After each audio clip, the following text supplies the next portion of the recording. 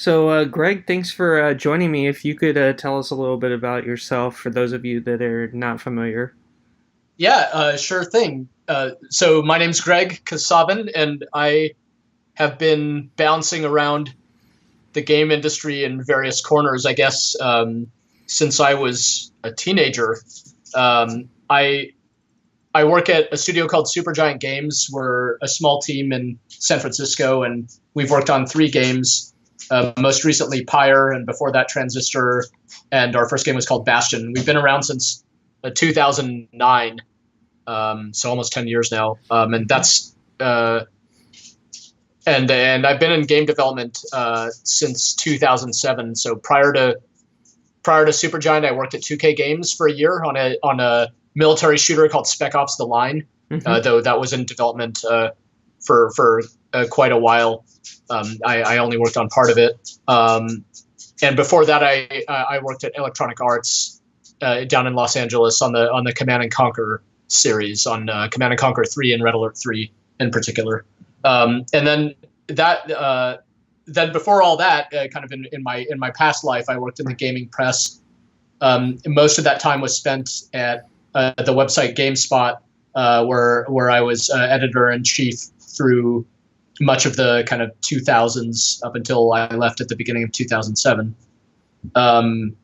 So yeah, that I've got to experience studios kind of big and small, and got a taste of the media side of things, as well as even some publishing stuff at 2K, because I was on the publishing side there, and Right. uh, doing the independent development thing now. Yeah. So that's great. That's like a little bit of everything. So, yeah. So today I wanted to talk about things from the perspective of being a father, in our Yep. case, in gaming and introducing it to your kids. So, my first question for you is, w- how did you go about introducing gaming to your kids, and how did it go? So I have two kids. I have a son who is 7 and a daughter who is 12. So she's been around even since my GameSpot days. So though she was very small then. I don't quite remember what was like the very first game I presented to each of them, though. I think I think in my daughter's case, it might have been Animal Crossing Hmm. for the DS. It was almost certainly some like Nintendo portable type of device, because I had multiple DSs, and I let her get her hands on one of the ones that was relatively expendable because she was quite small. And sure Right. enough, it did suffer a casualty at some point, suffered a fall, but it was worth It's it. But inevitable. yeah, some of the old like I think starting with some of those kind of old classics that I enjoyed, or and also kind of more like old school style games, Hmm. like from the 16-bit era, is a really good starting point for kids, because not only are they're like classic games in their own right. Like I definitely let my kids play like Mario and Pokemon and stuff like that. Um, they're still great games, and they're also relatively simple to play in comparison to like a modern console game, where although they'll kind of tutorialize everything, it still requires I think it requires a lot from you, as far as like moving a 3D camera. And if you compare the complexity of a modern, like a PS4 controller, with I think literally like 16 different functions on it, when especially when you include like pressing down on the left and right sticks and all that stuff. And Right. then some of the triggers are analog, like all this kind of weird and subtle stuff that can be a little bit overwhelming if you're just a little kid. And you know when you compare that to just like making Mario jump over something. And so the kind of design simplicity and elegance of 16-bit games, I really appreciate it, and it's a big inspiration to me as a developer, and I think it's a good access point for kids. And I'm sure I had them playing like some iPad, select iPad, iPhone type stuff as well. There's some really wonderful iOS games that are like really easy to interact with, because they're just interacting with touch controls. I think comes like incredibly quickly and intuitively Oh, to absolutely. little kids, even Yeah. when they're like 2 years old or something. They could already start Yeah. moving stuff around on a screen like that. Yeah, it's really incredible. So, I mean, we were probably pretty lucky in the fact that we kind of grew up around the infancy of gaming, Yeah. and it kind of progressed along with us. And how do you think it compares nowadays with children, um like with games and things like that versus like what we had to play when we were kids? Yeah, you know, my instinct is my instinct is first to go with like, man, I wish there were more games that were suitable for kids these days, because when you look at like the mainline like console games, I think many of them are still catering to folks like us. Maybe you know, skewing a little bit younger in some cases, but definitely like the big AAA releases, I think, are kind of, they feel like they're more for grown-ups these days, whereas when we were growing up, you know, games were made for us as kids. Hmm.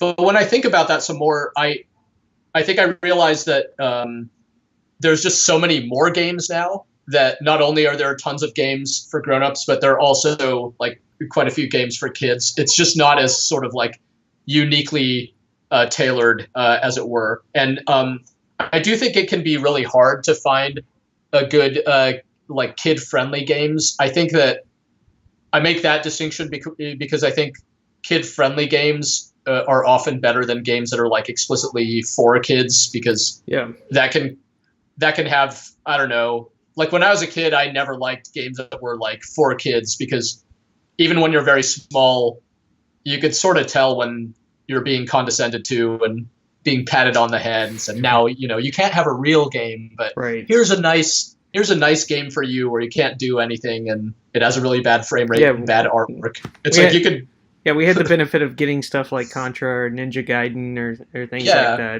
that was challenging, but still kid appropriate.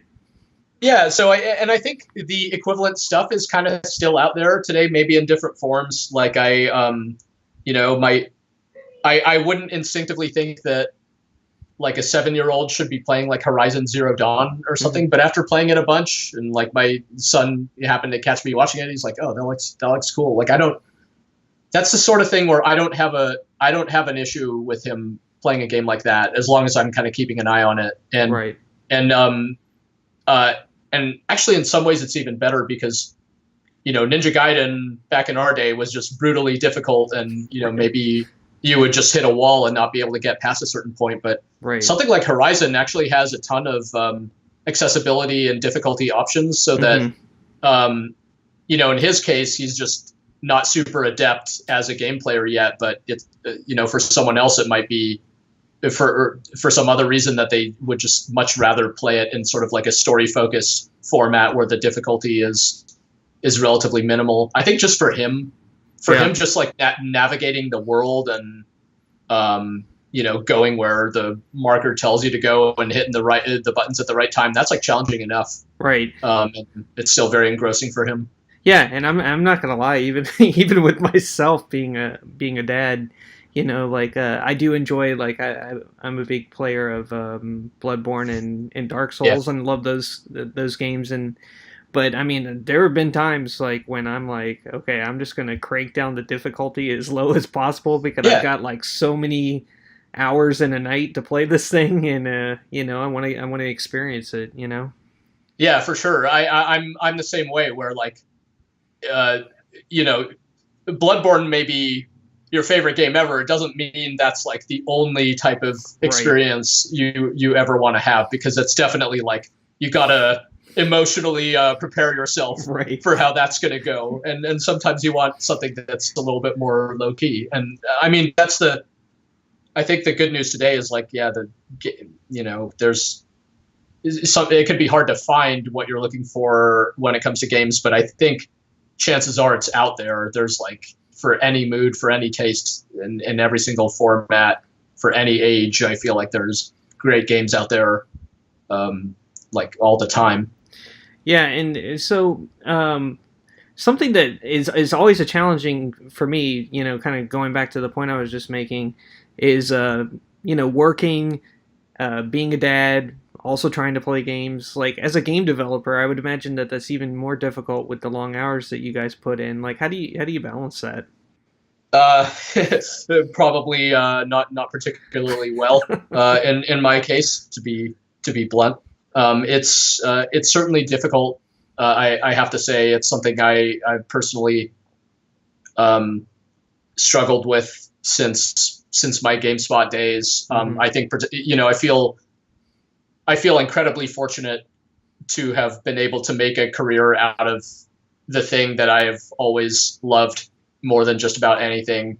That games have been a part of my life from my earliest memories, and I always wanted to work on them since I was like 8 years old, and so I get to do that now, and like I said, I feel incredibly lucky for that. But it's not always all gravy, and one of the trade-offs that I suppose I consciously make as part of that that I've made is that the time I work and the time that I'm like, it can blend together, the time I'm working and the time that maybe I should be having fun doing something that isn't game related. And particularly, I don't know, the hours for me personally have been long in all the different kind of career aspects I've described. But these days for me at Supergiant, being a small team, there's one of the ways I've made peace with it, I suppose, is that there really is just an unlimited amount of work to do at any given time. You could spend easily, like if you could do it, without eating, without sleeping, you could easily just fill all that time with work. And recognizing that there's way more than you will ever have time for, you just have to be honest with yourself and find your limits and set your boundaries and respect yourself enough to respect those boundaries. And particularly, having a family and everything, like your commitments change over time. Where I am in life today is different from when I was starting at GameSpot as a teenager. I didn't have kids, I wasn't married, like right. all that stuff. It's like, and it's really important to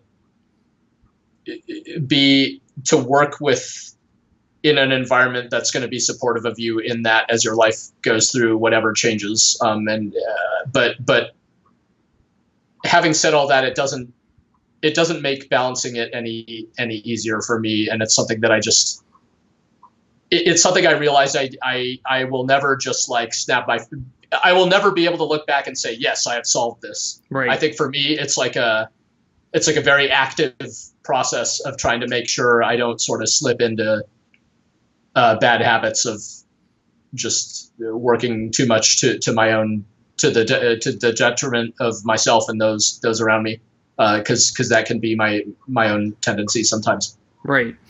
So kind of changing topics. So on the ESRB, like how do you think that they do with their rating system, and do you find it an effective tool for parents? Yeah, I mean, I've always found the ESRB to be generally useful and like a very easy, for me at least, a very easy to understand counterpart to the kind of even more familiar motion picture rating, PG and R and the MPAA, I guess. I've personally have always considered those to be like tools. It's a set of guidelines. It's not meant to be, or in my view, it's not meant to be like a super rigid set of requirements. So I brought up, like, I let my kid, I let a 7-year-old play a teen-rated game. That's while being mindful of it being a teen-rated game, not because so I don't take like a hard line stance about it. And similarly, one of the game series my daughter really got into very much with my blessings were the Phoenix Wright games. Right. for the DS. They're these wonderful kind of murder mystery adventure games with really excellent stories. And I think for kids, they're like reading intensive games. So she was still like learning to read at that time. I'm like, sweet, she's gonna love reading because Phoenix Wright is awesome. But one of these games, one of the more recent games in the series, is actually rated M, which I did like a quintuple take. I'm like, how is because the Phoenix Wright games are very like lighthearted, Right. Yeah. so it was a shock that, and I'm like, well, there must be a scene where you see like a murder victim lying dead, probably with some blood, because they are murder. It sounds weird, but despite being lighthearted, they are murder mysteries. Right. So, but I was like, I know that this M is not the same as Grand Theft Auto 5 M. So right. I would not let my daughter play Grand Theft Auto 5. But I'm happy with her to play this Phoenix Wright game, and in that case, it was totally fine. So I think like it's important for parents to still like, they can't just hand away responsibility to the ESRB rating. You know what I mean? Yeah, it's just for them to use as a tool to inform the choices they make of what media their kids are going to be exposed to. Sometimes I wish that it's the same as with the movie rating system. I wish like everything is PG-13, and sometimes you get like a very lighthearted PG-13, and other times you get like a really hard PG-13 with tons of violence and swearing and whatever. And similarly with games, there are teen-rated games that are like, I think, really kid-friendly, and then there are other ones, like I played a good bit of Uncharted 4 in front of my kids, which was super amazing, like to look at. It is an amazing game, but that's like it's a pretty intense game. There's a lot of profanity and stuff in there, so that was one where I'm like, this is a little bit more borderline, but yeah, they definitely have like those ones that are like kind of shooting, and then like say like maybe like I believe like the Ratchet and Clank games or and then those are much more kid friendly. Yeah, exactly. So I've been reading recently about since we've been getting more of these type of games on like the PlayStation and such, with games like The Last of Us or God of War. I've been reading how they've been influenced by the birth of a child or the raising of their children, and I mean, obviously you can kind of see that in the context of the game. So for you in your work, do you feel like you've been influenced by your kids, and do your kids play your games? Yeah, they've played them. They both played Pyre, my most recent game. They like, I think with both Bastion and my son had just been born when I joined Supergiant full time.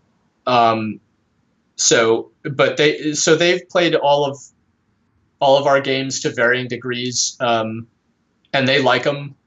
But I don't like push them. Again, I don't. Right. It's just another game. It's just another set of games they have to choose from. Yeah. But I absolutely use them I shamelessly use them for playtesting at various times during development, because when you put a game in front of a young player, they're gonna run into all the stuff that's confusing or broken or whatever. So it's really, to use them quite blatantly in that capacity was great on like Pyre and Transistor and stuff. But I don't know that like the way it's always hard for me to trace all of I'm sure their existence and them being a big part of my life has influenced me, but the games I've worked on, I don't think you can like delineate parentage as an influence in my games the same way you can with like God of War, where it's like that's what it's about. Right. I don't. They're not the audience. They're not the foremost audience for my games, and I don't like. And I'm okay with it. I'm glad that they're growing up to like the kind of stuff I'm working on, but I'm not trying to make stuff for them. Otherwise, we would not have a very big audience. Right. We would have an audience of 2 people. Yeah, if that makes sense. So it's like, I don't know. I don't find like we put a lot of personal influence into our games, but like I just don't like my struggles as a parent. I just don't think are very interesting enough to make into a subject for the games I've worked on. I think that's what I would say. In my case, like I feel that the things I have struggled with as a parent are like it's like pretty. I hate to say it feels cliche to me. It's just I feel like it. I feel happy about that. It's kind of a lot of the usual stuff. I don't have the answers. I don't have it all figured out. So and I don't want to like sort of inflict it on other people in the form of a video game. Right. So, speaking of, being an indie developer, do you think that indie developers are in a better position to fill that void of kids games than some of these AAA studios? Yeah, I mean, I think they have been. You look at Undertale, you look at Minecraft, you look at Stardew Valley. Other than something like Fortnite, which has been like sweeping the nation, including kids of all ages. I think a lot of the biggest, the games that were like phenomenal games with kids, I think have often come from independent developers in recent years. Mm-hmm. I think there's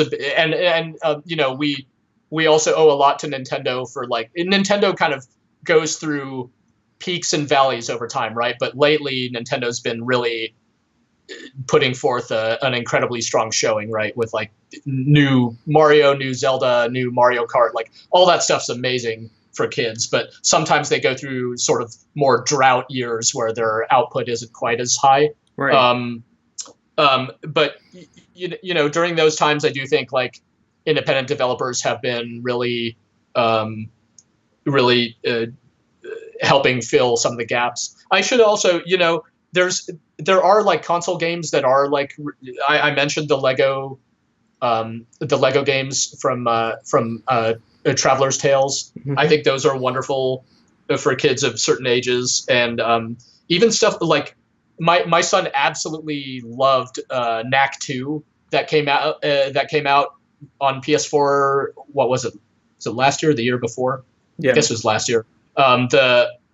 He loved Knack 2, and that's like a game that's skewed a little bit younger, and whatever, you read like mainline critical reviews of it and they don't say it's amazing, but it is like right at that level where I think for a younger player it's great. Right. He really, really enjoyed it. He played it right alongside Mario Odyssey, which got like astronomical reviews, and I asked him explicitly, I'm like, which do you like better, Mario Odyssey or Knack 2? And he's like, it was like the hardest question that had ever been put forth to him, and he's like, I like them the same. Right. So yeah. There you go. From the point of view of a 7-year-old, whatever quality gap it may be perceived by the like, the game, by like astute, game players, it's not perceived the same way by a younger player.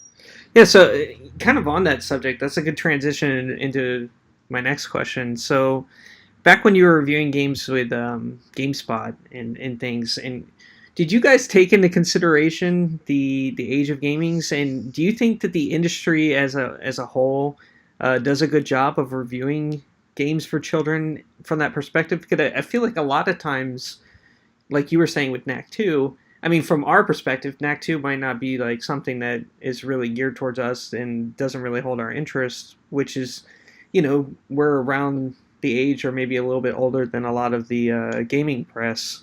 But, maybe for the audience, it might have a different perspective. Yeah, it's a really good question. It's a really good question and a tough question, I think. I think back in my days of game criticism, I'm sure we would. So sometimes a game is like explicitly presented more for younger players, and we would try to evaluate it as such if that were the case. Like, take like something like Pokemon, for example. It does, although it's enjoyed by players of all ages, it like it does skew younger, and I think we would attempt in those cases to be conscientious of that. But I mean, I hope it's true that we didn't presume too much, like, because we're not kids. it's who are we to say? We did not explicitly like test games on kids, right? Like we didn't. So when it was a kid's game, it was still reviewed by a grown up who would make certain assumptions about whether it would be good for a kid or not. But it wouldn't be like I tested it on little Johnny and he loved it the way that I talked about, with Knack 2. Right. So I think there, and for sure, and I still see this pattern sometimes of like, oh, maybe a little kid would like this or something like that. Like that kind of speculation that sometimes happens in reviews, and it's usually used around games that are like not very good. It's like, oh, this isn't interesting, but maybe a kid would like this. My sense around that is always like, no, I doubt it. Because based on the stuff I was saying before, I think, like I said, kids don't like to be condescended to. Nobody does of any age. And if something is interesting to you as a grown up, chances are like quality is just there. It's not like when you're a little kid, it means you have terrible taste. It may mean that in some cases, but I think people learn to be discerning about quality pretty fast. Right. And you could take a little kid and present them with a bad game and a good game, a good game being one that like runs smoothly, has great, audio-visual feedback, feels responsive, and they're going to take the one that's good.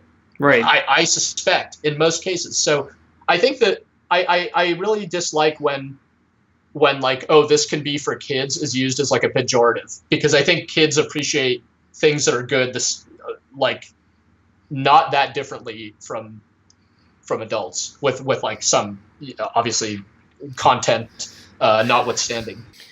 So you were speaking earlier about how it's easier to get into making games nowadays, and I agree with you, because I think like my first experience with it, and as far as I was aware at the time, this was like the only way that you really could back in the day was doing like level editors and mods on PC and things like that. And I mean, it was pretty, at least for me, it was a pretty high bar that you had to like get through that stuff. So nowadays, if somebody is interested in making games or getting into the game industry, not from an adult perspective, but somebody who's young who takes an interest in it and is thinking about it, what do you think is out there, or what do you think a good path is to take?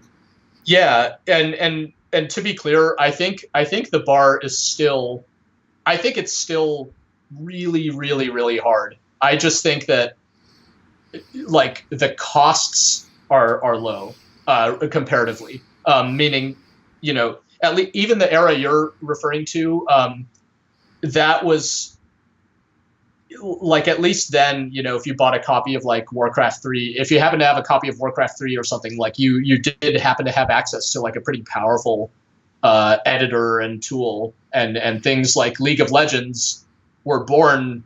You can trace their history back to like the Warcraft 3 editor, right? Because Dota started off as a mod, and things like Counter-Strike and whatever started off as mods. So that's amazing, and those things do happen. But these days, I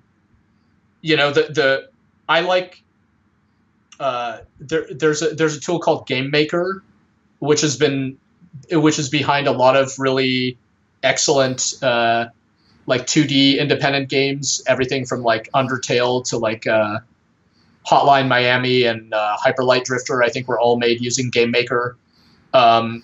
It's again like really challenging to learn, but it's the real deal. Right. And if you're a little kid, it's going to be too advanced for you. But I suppose from like the age of 12 or something, if I had to guess, if you're like, if you think that this is something you want to do, you can hunker down and start doing some Game Maker tutorials and download it and get going and make a simple game pretty fast by following their step-by-step tutorials and learn it. And, learn the key is to start learning the different disciplines within game development, because there's so many. It's not just one thing. There's programming, there's art of many varieties. There's 3D art, there's 2D art, there's animation, there's pixel art, there's the audio component. There's like any kind of narrative design. If you're interested in telling interactive stories, there's a tool out there called Twine that's free that you can just start using and make basically choose your own adventure type stories really quickly and easily, relatively speaking. And that's a certain type of game. So I've encouraged my daughter to start messing with Twine because she likes writing and storytelling, and so may have less of an interest in like programming or something, but is interested in these like interactive stories. Jumping right into like Unity or something is probably too much as like a starting point, but maybe not. I mean, Unity is one of those amazing like industry standard tools that if you can teach yourself Unity, you're on the market, baby. You're like, a lot of people would want to talk to you because, and it's hard, but it's not impossible. Right. And it's a real trade skill at this point to know one of those like industry standard editors like Unreal or Unity and be able to make stuff. So it's, it'll take you thousands of hours, but it can be a really interesting process, and the resources for getting help are out there. And in the process of getting help, you start interacting with people, and you never know. You might find yourself working on a small team, or you just have to. I think learning to enjoy the process is one of the most important parts of it, because it's really hard to get to anything that is complete, and just enjoying making small little projects and being very modest in your goals around it, I think is maybe a one way to start kind of getting in there and doing something. So I was really interested in your perspective on this, since you write games and you used to be in the gaming press. So we've kind of shifted in some ways and coverage to being more of a video format, and I think at GameSpot you were there at the kind of at the beginnings of that, and things have moved. I feel like a lot of things have moved to platforms like YouTube and things like that, and it's become more personality based. And I mean, even some of the media in general, like say some of your friends over at Giant Bomb, is definitely like more personality based coverage and things like that. What are your feelings on as a writer and a developer on YouTube? Because I've talked to some people, and I've heard differing opinions on, especially like if you do like kind of narrative based games, with full playthroughs and such being available. Like, what is your perspective on that? I'm completely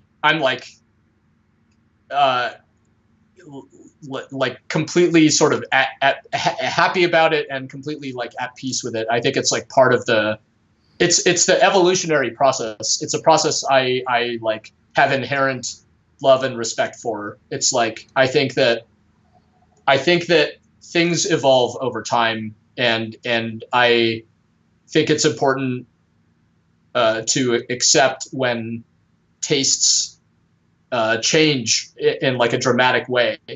And because I was there, like working on, to me, there's some irony to it, because I do sometimes see like kind of what you were hinting at. Like some folks can be like, oh man, it's too bad that nobody wants to like read an article anymore, and now it's just all about streamers and YouTubers.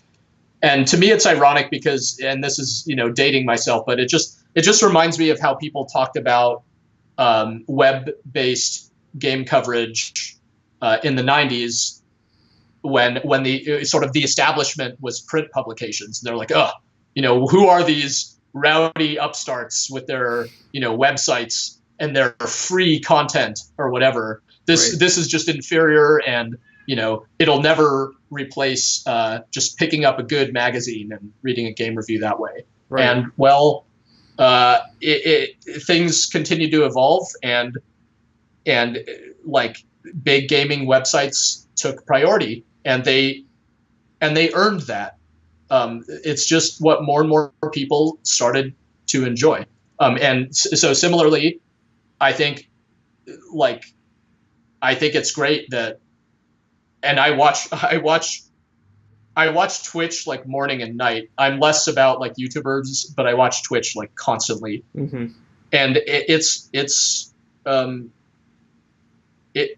awesome that it's created careers for these people, and it's a really tough career, and a lot of people struggle to find their place in it. But for some folks have found success there, and they're pioneers. They're incredibly hardworking, and they've earned like audiences who trust them, who care for them, and I think that's great. What else can I say? I think that like, the written word will always have its place in these things as well. And part of the other question you asked is like, how do I feel about YouTubers or streamers like streaming games in their entirety? I just think that that's the way things are now. I'm totally okay with it. Mm-hmm. I don't have too much. It's just like, I don't know. Like, I understand it did make me, for a time, I guess it did make me like uncomfortable of like, oh man, Transistor's coming out, and it's, people will just stream it and then they'll be done. It's like, okay, so what? Yeah. The world, life goes on. It hasn't like, some people had these like doomsday prophecies about it, and it just hasn't come to pass. So right. if it clearly helps games in many cases. Right. It helps expose them, and so it's just the reality of now. And to fight against it too much is to fight against reality, which, I try to. As someone who's been working in the industry for a while, to me, it's more important to try to roll with things as much as possible and try to find the silver lining than to be like, oh, I wish it was like how it was in the 90s when all these streamers weren't around. Yeah, so. And it is funny because like I typically only I don't watch a lot of playthroughs anyways.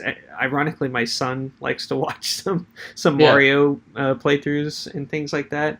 But it's funny because at least from the gameplay recording perspective, like with capture devices and all that kind of stuff now, it's like, it's funny because it was stuff that I tried to do back in the day with like VHS and things like that. Yeah. And I wish that stuff was around back then. No, totally. Yeah, because like you'd have that cool moment when you were playing a Super Nintendo game or something like that. And yeah, did you see that? Yeah. And so on. Yeah, exactly. There were always like fighting game tournaments, and there were some like super early fighting game tournaments that were like recorded, with a video camera, just like people standing at an arcade machine. And now you have like Evo, live stream the whole thing. It's right.